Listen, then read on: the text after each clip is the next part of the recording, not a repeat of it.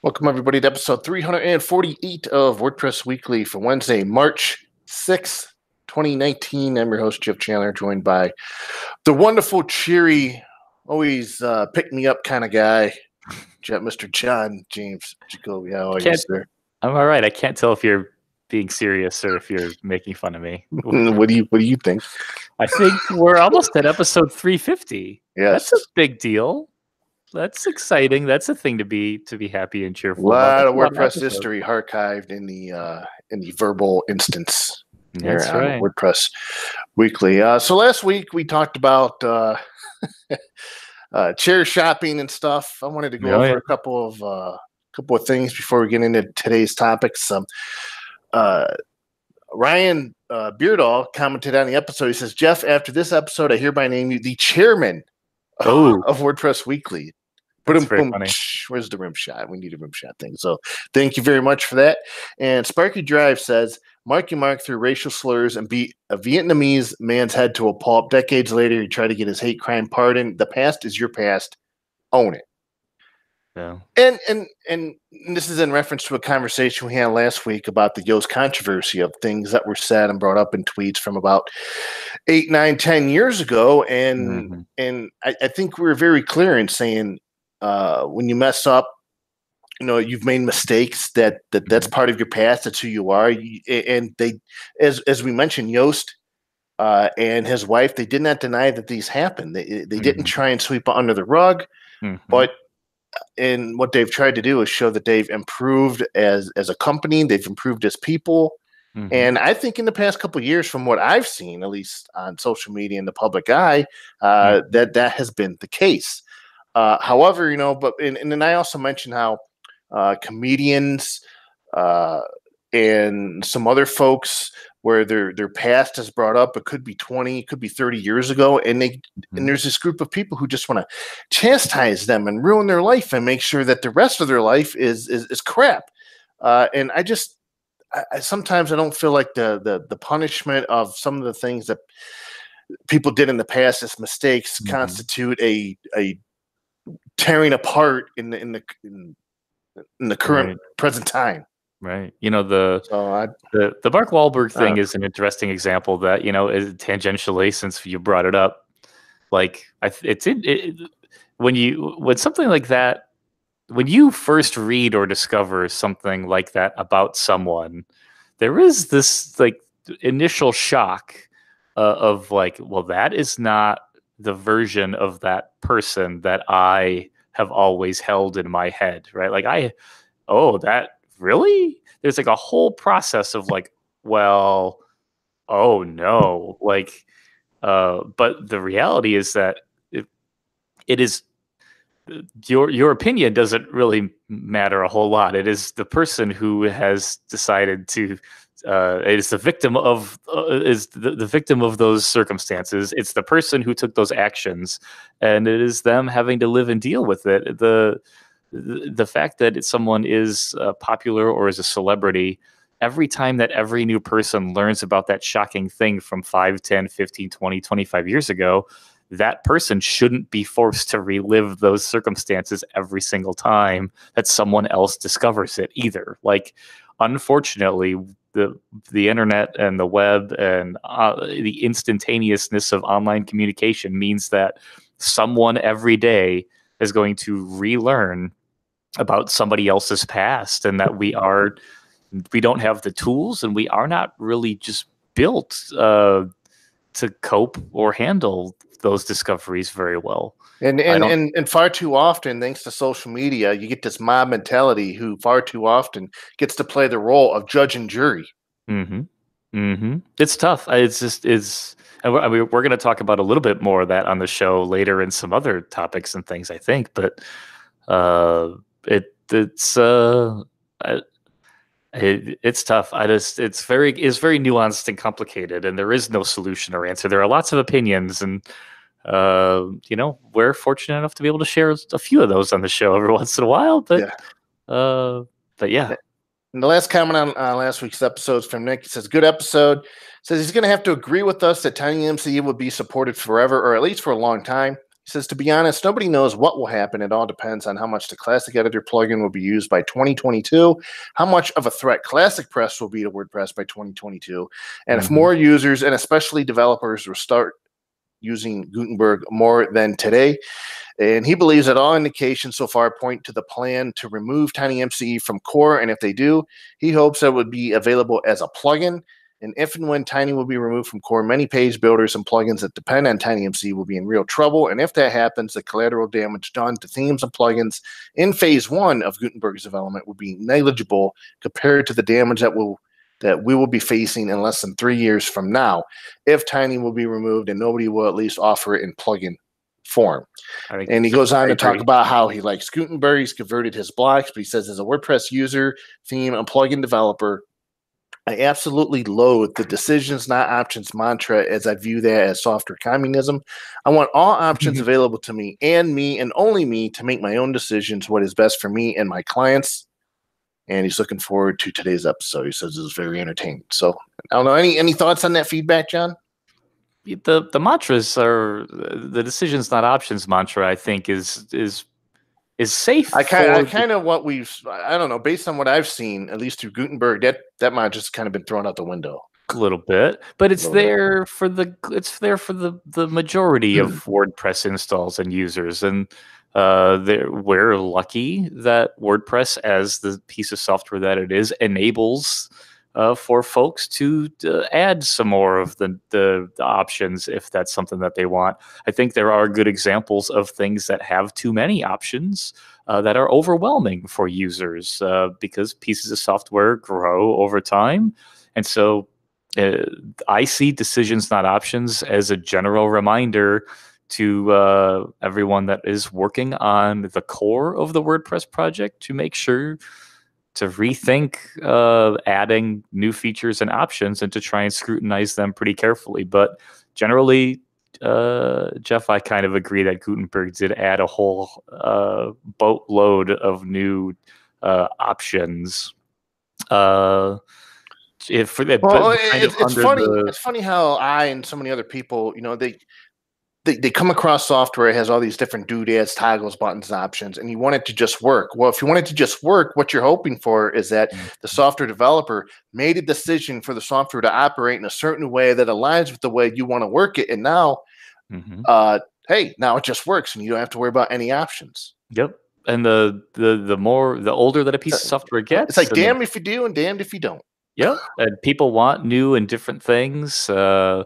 I've tweeted about it a little bit, and I have a draft of a blog post going up of I'm really enjoying Ubiquity's their iOS apps and their software they're really spectacular. And so I'll talk about them probably more on the show, I think, as I start to understand and navigate things a little bit more. But boy, there is a lot that folks could learn about how they just do a lot of things right. They hide a lot of the complexities at first, but they let you get down into it if you need to. And Local by Flywheel, like that, we were just talking about that in the Sandhills Slack today, just how good of a piece of software that is for kind of everyone to get in and start running WordPress locally.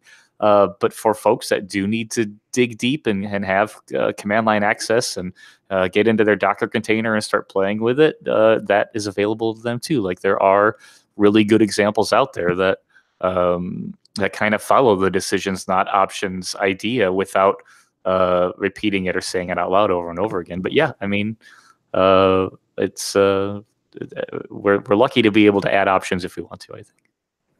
And on to today's pressing topics, or I should say this week's pressing topics. And the first tip is an article by Steph Schrader over at thedrive.com, where he published a post sort of taking a look at and acknowledging the influence Alex Mills had on him and getting a job in the sort of automotive industry. And he talks about how the Final Gear online community that Alex had started helped him meet so many people in his industry.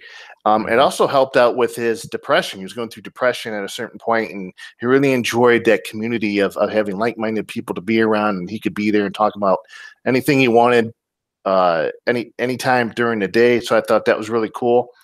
And unfortunately, we talked about this last week, how Alex Mills ended his battle. He unfortunately passed away. But he was surrounded by his friends and family along his bedside, and his parents published a post on his blog, and he said, and they quote say that Alex was with his family when he passed peacefully earlier today, Wednesday, February 27th. We would like to thank everyone across the globe for their love and support. It meant a lot to us and Alex to hear from so many people. He really enjoyed reading all of the comments, letters, and cards. We're so grateful for the time we had with him. He will be missed. End quote. And indeed, he will. And what I thought was really cool was Jeremy Clarkson, who was one of the founding hosts of Top Gear, published a tweet and says, quote, I hear Viper 007 Bond has died of leukemia. My condolences to his family. He was important to the success of Top Gear. I listened to him, end quote. And I thought that was really, really cool of Jeremy to tweet that out. And if anyone that knows Jeremy Clarkson on screen or off, that those words specifically are a huge deal from Jeremy. Like Jeremy has a reputation for going his own direction and not listening necessarily to the things or advice that people give him. So. And he is one of those strong personality types that, so him saying that, he listened to Alex is kind of a big deal. Alex passing really bummed me out. I mean, we talked about Alex a few episodes ago, but I'm gonna miss Alex. It's very sad. And Matt Mulloway, the co-creator of the WordPress project, in a tweet says, the world lost a special person today. His impact on WordPress Automatic and the many friends he had through both will be remembered, end quote. And Aaron Jordan actually accomplished a ticket in track and gave props to Viper 007, gave props to Alex Mills. So when the next version of WordPress is released, you will see his name in the list of props, which was very cool. It is for Aaron Jordan to do that. It's I feel like we should do that more. I'm happy that the Kim Parcells scholarship, her name and legacy lives on. I think it is important, and is a very human kind of thing to remember your friends and in ways that. They would want to be remembered. So that's I saw that Aaron did that also, so thought that was very nice. And I want to read what Schrader writes at the end of his post, because I think it's a great way to sort of conclude what he wrote. And you can find this on thedrive.com. We'll have a linked up to it on the show notes. But he says, for the Final Gear community itself, we haven't just lost the site admin. We've lost a friend known for a near perpetual smile and an appreciation for good burritos.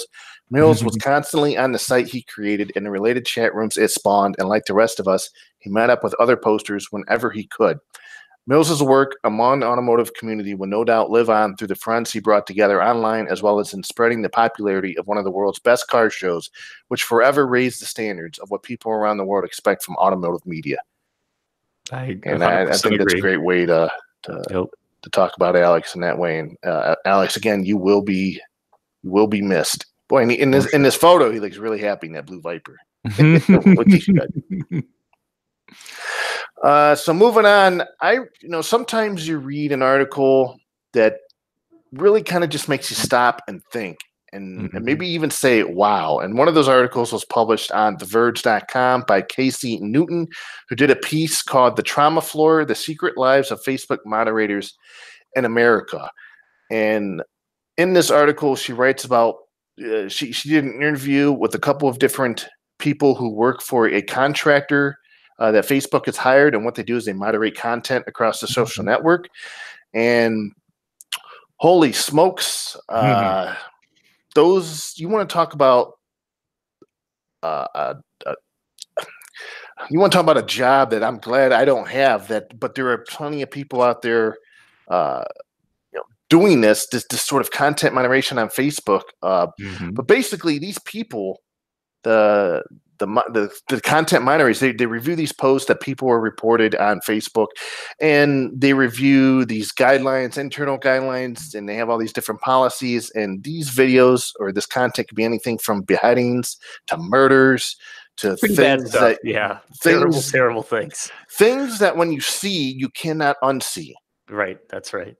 And so this article goes into the training that some of these people went through. And a lot of these people, a lot of the former employees said these things to her anonymously.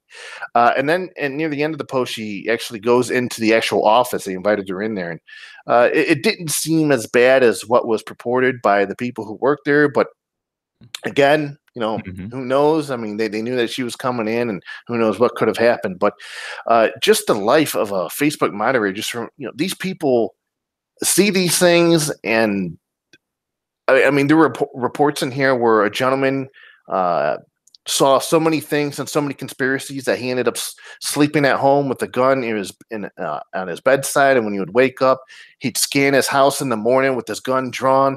Because and then there were reports that these people, the moderators, they would read so many different conspiracy theories that they actually started to believe them. Sure, I saw that too. Yeah. And because of the NDAs and the issues surrounding Facebook user data privacy, that these people were in such a closed-walled garden that they couldn't talk about their jobs or anything else on the outside world, that their coworkers were sort of the only people they could talk to about their jobs. And it talks about sex and drugs and alcohol as ways to cope with being able to get through doing this kind of job. And like I said, near the end of the article, there's some representatives from this contractor named Cognizant, based in Phoenix. I think it's Phoenix, Arizona. They talk about how the majority of posts that are reported that the moderators sift through is simple. It's just maybe it's mild. It's not as, we're not talking about the most graphic things that some of the other people have seen. But with that said, the way that the processes are and the way you have to quickly go through them and how you're judged on accuracy and how there's very little leeway on it's just a hell of a piece. And I invite anyone who uses Facebook and wants to know maybe a bit of what it's like to be a moderator, making sure that the Facebook is as clean as it is, even though it's still kind of dirty, right, depending upon where you are. It's a great insight into the life of a job that I do not envy anyone having. It reminded me of two things. It reminded me of give or take 2 years ago when a relatively prolific plugin author, Jay Conti, had taken down Vanguard. Vanguard was like not necessarily an anti-spam for content. Yeah. It was that registration login kind of anti-spam registration plugin.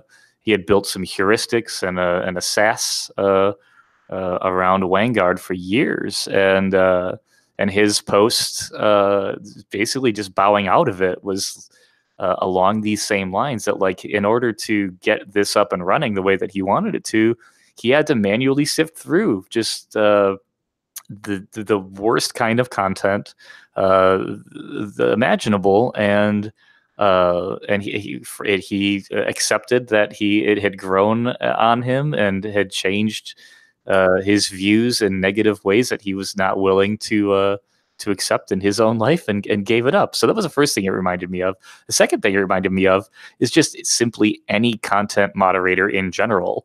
I mean, you, Jeff, from having the forums for a long time, to all of the forum moderators that there are on WordPress.org, myself as a moderator on BuddyPress and BBPress.org, I've gotten my fair share of threats and folks on the web that have followed me around that have not necessarily been real pleased with the way that things were moderated or handled, and chose to seek me out in other ways which were not particularly welcoming. And the plugin moderators, theme reviewers, like anyone who is kind of on the line to do a job where there's just an influx of, the queue is never ending. I mean, folks that work support, it reminded me that that a volunteer or paid or not, that the job is one of the hardest jobs that there is, because it is such a complicated arrangement of like content and meeting your own personal goals as a profession or a job, and dealing with all of it emotionally and taking it home with you. It's a heavy subject, and it's what's the right or the wrong way to deal with it, Jeff? What do you think? Is this something that you take home with you and you leave private because that's your job and you just deal with it, or is this something that you talk about and that you open up with? Like, what's the right way or the wrong way to deal with this, you think? I mean, how come this isn't automated by now yet? I guess you can't. Yeah, right. It hasn't been automated to the point. I mean, there were thousands of people on these teams and spread out throughout different contractors to moderate Facebook content. I mean, if you read this content, I mean, even some of the people who were interviewed in this post admit that, you know, at some point you're reading and you're ingesting content that darkens your soul. It changes who you are. It changes how you think. It could possibly change how you act. And you're just bombarded with it day after day after day, that if you don't, I mean, if you don't do something about your mental health, if you don't do something to try and maintain that balance of civility, I just feel like it kind of breaks you down slowly but surely. It's the thought that I thought, that the part in that post that I thought it was just the like the most fascinating part was, and I'm gonna misquote it, so is the part where some of the folks that were tasked with moderating the content would kind of start to welcome or believe or independently research some of the things that were considered to be conspiracy theories. Like the managers, the people that were on the floor that were superiors, the level 2 folks would have to say no. Like, your job is not to research the validity of these things. Like, your job is to shut this down, because this is an unhealthy piece of content that is causing a panic or an uproar on the platform. Like, because the thing that's interesting about, to me, I guess, you know, about the conspiracy theory side of things is like, there are a lot of things that we accept in the world around us to be true, and there are a lot of things that we hope are true, and there are a lot of things that we put faith in being true, and sometimes those lines are real blurry. And so, when someone says that a spaceship crash landed in their farm, part of you wants to believe that, but you don't necessarily have a lot of evidence that it's true. And then if it is true, what does that mean? And so is it a conspiracy theory at that point if you choose to believe that that was true? And what does that make you for believing that? What if you're the person who has the evidence and no one believes you about it? A lot of these things overlap a lot of the same type of logical problems that come with the Yoast Con thing, or bringing up somebody's past, like the things that you believed when we all believed in Santa, but we all as adults know that Santa Claus is not a real thing that happens, and Facebook got a lot of flack for the fake news and the things that were being published and the things that were being promoted, and a lot of people who are on Facebook ended up either started believing all of the content was posted on there, no matter what crazy event happened, whether it was a mass school shooting or whatever, or if it was a Las Vegas shooting, that if there were enough videos, I mean, even the moderators say that if there were enough videos that presented evidence or angles in a certain way, that some of these people started believing that there had to be more than one shooter. This had to be happened because all these other people are saying that it happened, even though the FBI confirmed that there was only one gunman. Yep. It's just, and when I have conversations with friends about it, and it's not necessarily something that has to do with WordPress or the show, but I think there is an overarching way to tie all this back together, is that I look at all of these things as like interesting thought experiments. Like, it isn't that I believe that they are true. It is that as a way to expand your mind. What if that thing was true, or what would that mean if that thing was true? And that it isn't always necessarily the right thing to do to just completely deny or I'll say that person is 100% incorrect, or that the thought is just outlandish, because now that person feels embarrassed, or they like you have shamed them for something that they actually believe is true. And so what is the difference between saying that someone's opinion or their facts are wrong, or saying that the things that they believe are wrong? And what difference? Why even bother if you don't? If you it's all. Yeah. How deep do we want to go in the rabbit hole? No kidding. And so when we're talking about decisions, not options, or we're talking about whether or not Gutenberg is better or worse, so when we're talking about whether or not shortcodes and widgets should be ported to blocks and all these things, like, all of these things are good ideas in theory, and they may actually feel pretty okay at the time in practice. But then when you look at what you've done years later, you'll look back and maybe you'll go, man, that was a mistake. That was wrong for us to have done those things. Like, it's just there are parallels. They're not.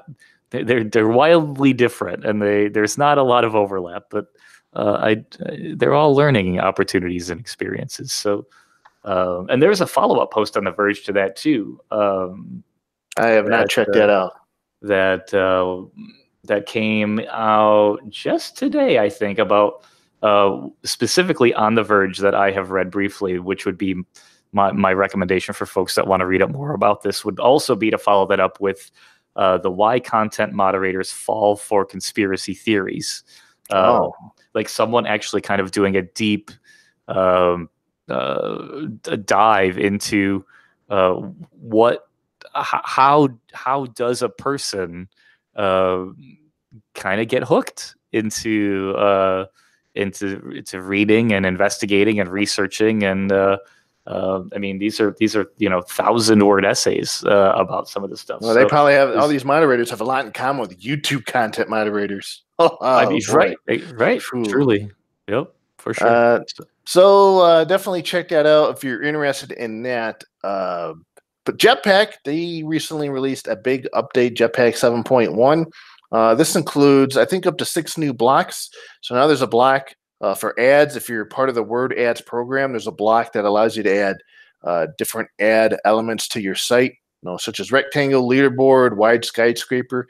There's also a neat little business hours block that I've seen requested by a few different people, kind of more as a general block. You've got content info, MailChimp.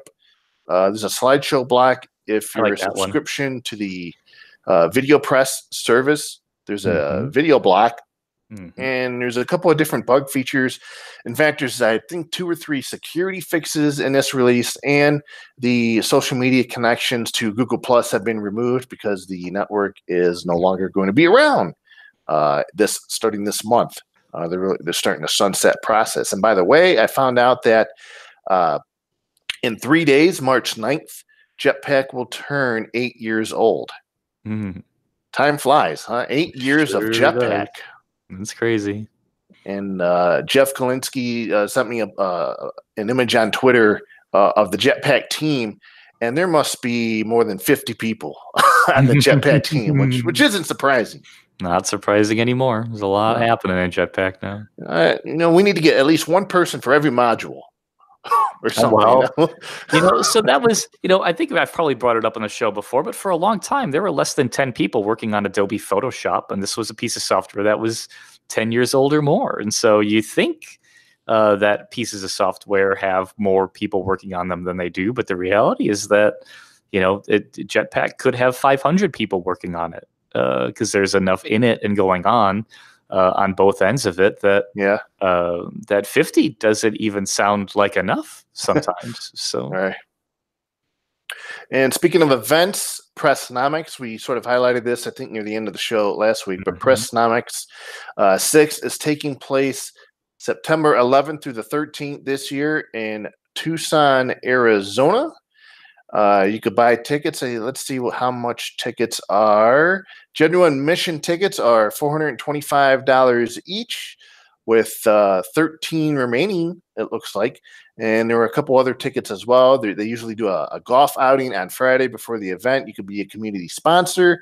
I heard a rumor that they have a elevator door sponsor package. I thought it was pretty funny for the folks at Pagely to tweet that out. And if you don't know what that is, it's kind of a harken back to a WordCamp US event involving elevators, and we wrote about it on the tavern. Just do a little Google search and you'll figure it out. It's a bit of an inside joke with the WordPress community. But Pressnomics is an event that covers sort of everything dealing with business and the economics of not just WordPress businesses, but kind of in general. But it's mostly about the WordPress ecosystem. Venue allows there's 60 rooms available. It's going to take place, I think, at a resort. Yeah, the Westin La Palma or Paloma Resort. So we have a great place to hang out as you mingle with the WordPress community.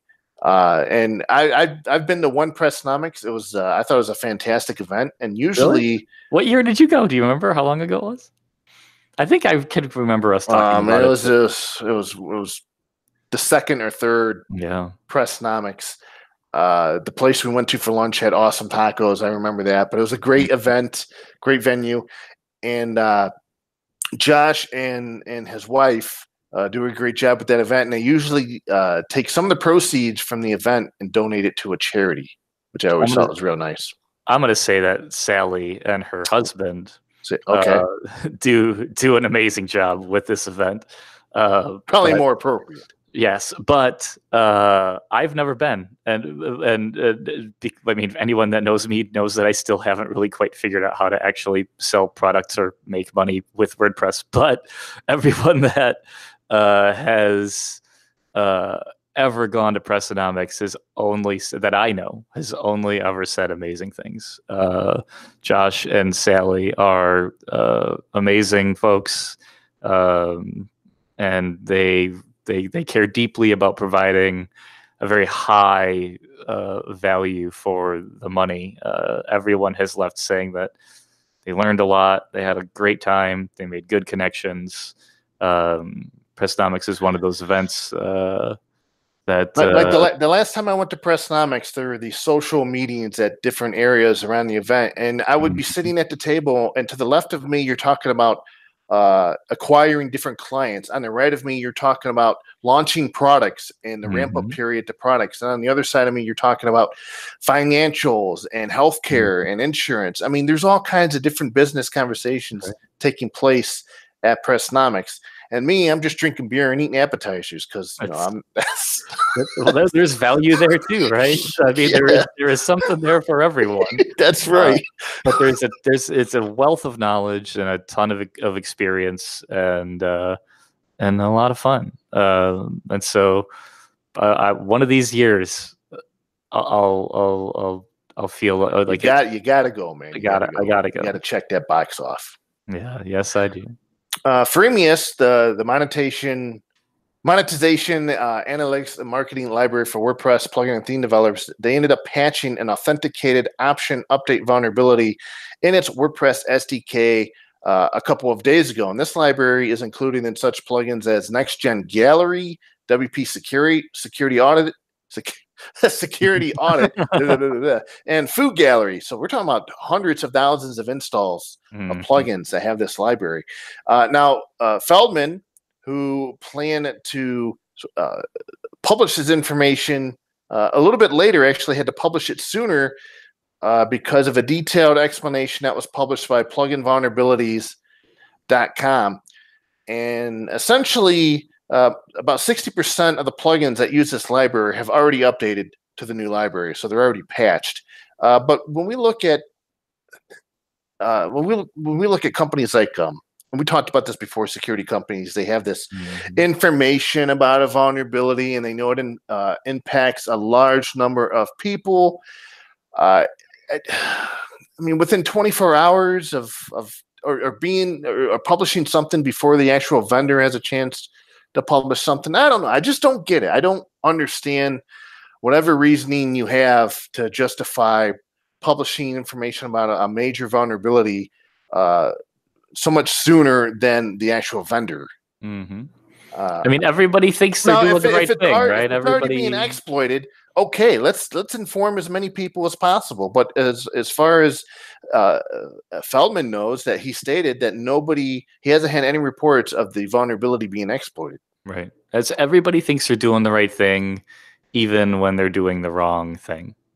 Like a lot of the times I think folks that are either threatening to or choose to disclose their findings without something being fixed generally do think that they are protecting users. They are acting on behalf of the users that are currently vulnerable. That's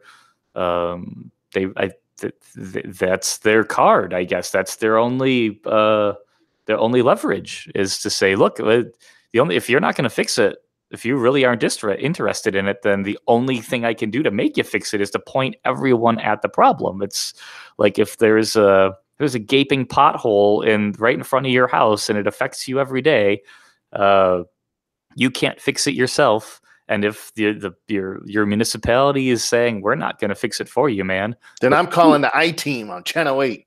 Yeah, you get loud about it, right? You make your point. You do whatever you can to get your point across. So this is that. It's not any different, but the feeling on it, right? It's the same thing we talk about a lot on the show. Is some of the stuff sometimes doesn't always feel like it was done with good intentions, even if the person on the other end probably thought that that's how they were behaving. So it's really important to at least for appearance's sake, look like you've have evidence that you've tried to do whatever the right thing is, to say, look, like we tried and nobody was paying attention to this, so this was our last resort or whatever.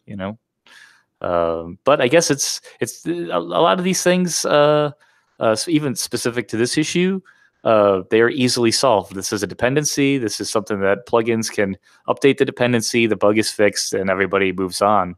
But as WordPress grows and as the numbers grow and get bigger, and the number of affected sites grows, the footprint for these is just huge.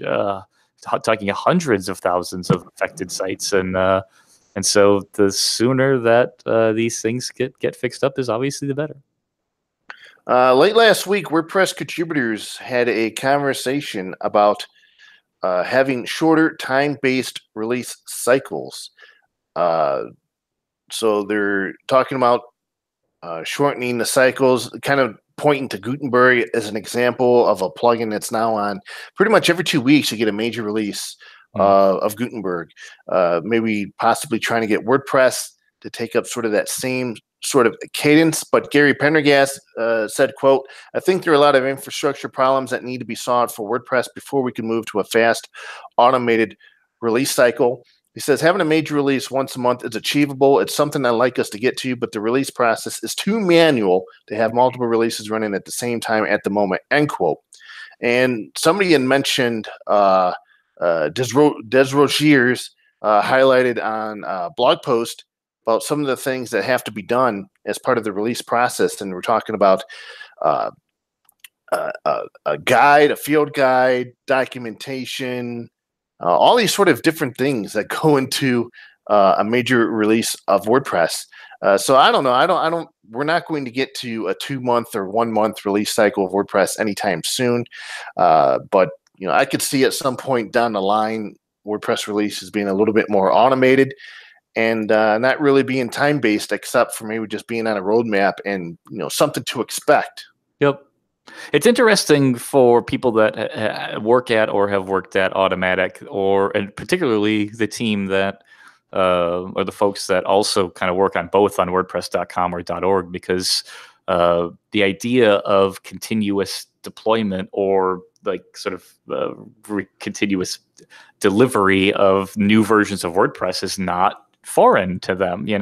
Matt used to say there were new versions of WordPress.com 40 times a day, because every new code change was something new or different that was happening to the service and to the software. And it kind of goes to show that that's something that you can do in a private and relatively controlled environment, but to try and transfer that type of would this be a responsible way of shipping code to millions of sites? So, and that's Gary's point, which I think I agree with today. But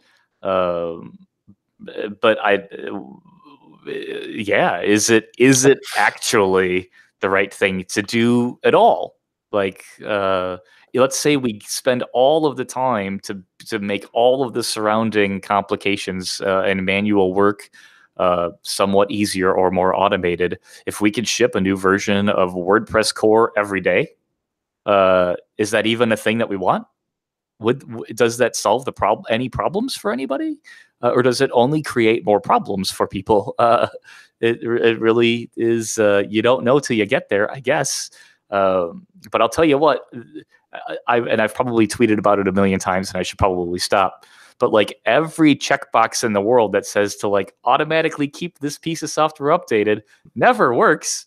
I don't care if it's an iOS app or anything. Like, you always have to go into the app store or go into the app and then manually update the stupid thing. And so there's got to be a reason why nobody can seem to get that right.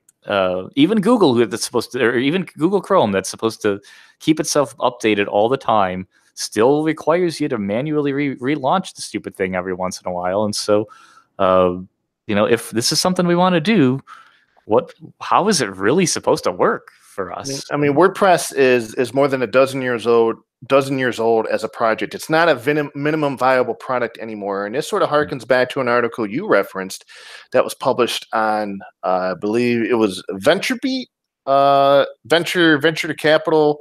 Oh, on Harvard Business Review in the Venture Capital section earlier this year in January. It says the era of move fast and break things is over. Right.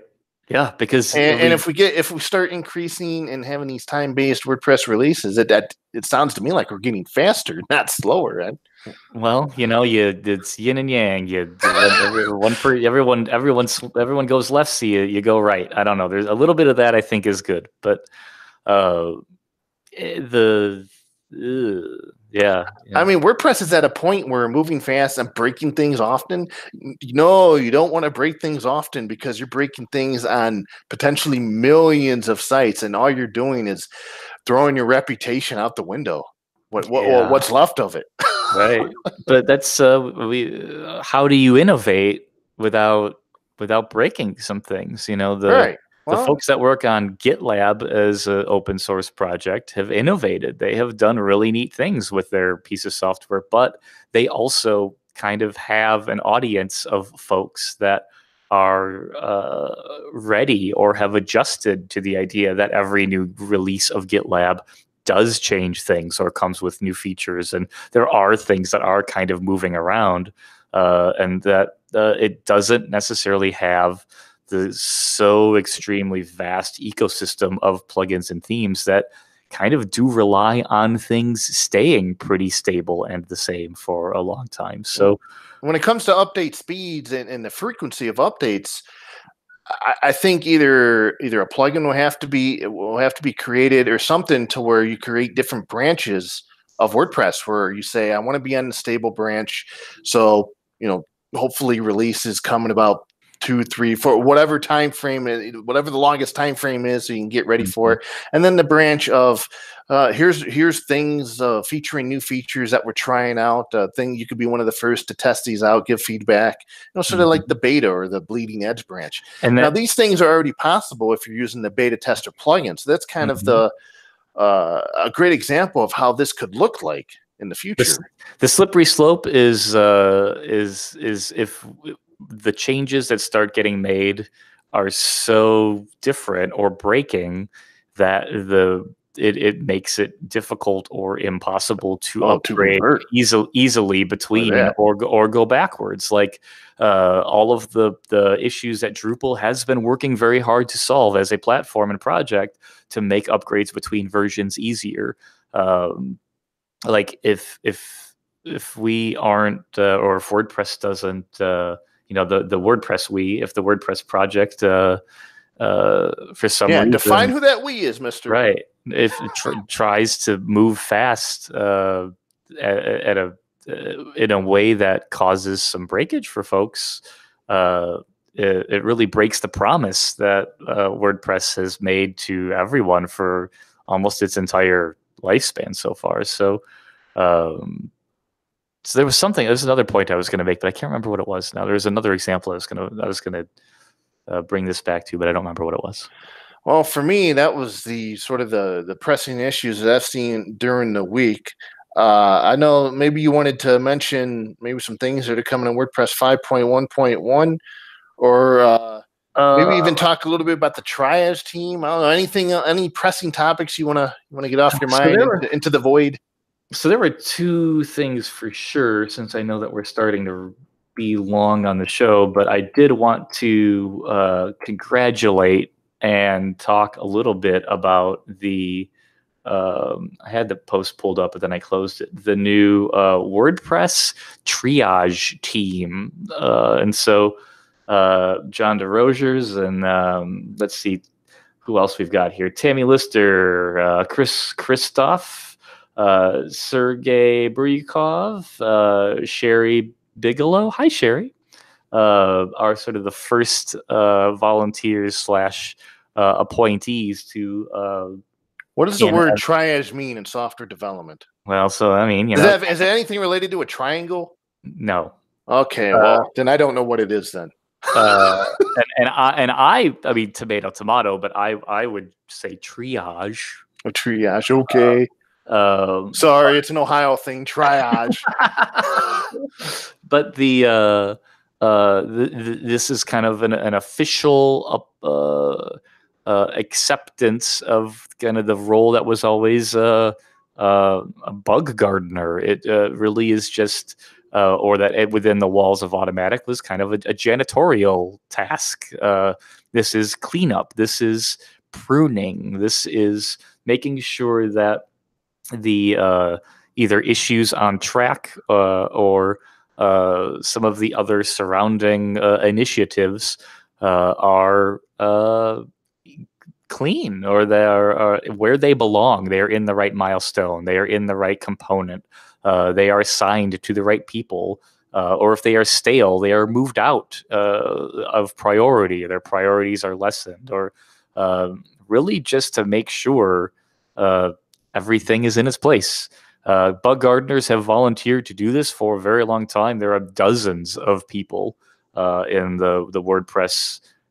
Chris Christoph's been doing it for a long time. Yeah, iconic, right? There's just and these are folks right now that are prolific bug gardeners that are officially part of the Triage team now, and so shout out to all of them for putting this together and making this a very official thing. But also this is the kind of difficult support type of work that that we talked about earlier in the show, where deprioritizing things, moving issues around, commenting on issues that things maybe haven't been done. And are these things that you would see props for in a WordPress release? I don't think so. Well, I mean, they'll see. Yeah, do bug gardeners get props? No, you're right. They're not.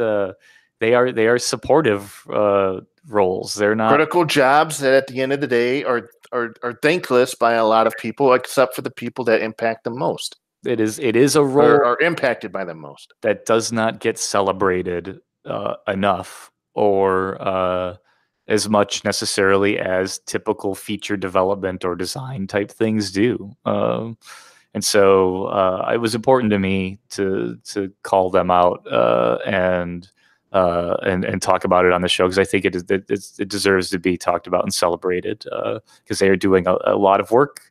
They're doing it very well, and it is not an easy job sometimes throughout the day, because there's no shortage of stuff to get done. So thank you, obviously, to all of the bug gardeners and the official Triage team. Thank you, Triage team. Triage. I mean, you could say Triage. It, but I'm Triage. Triforce. No, that's a different thing entirely. Sorry. It is a different thing. Equally as important to Hyrule instead of WordPress, but But yes, since then, Must protect WordPress from Ganon. Yes. Which it's always great to get some video game references. Jeff, if you want to have a video game only episode of WordPress Weekly, I would be on board with that. I don't know that our listeners would be, but I would totally be on board with that.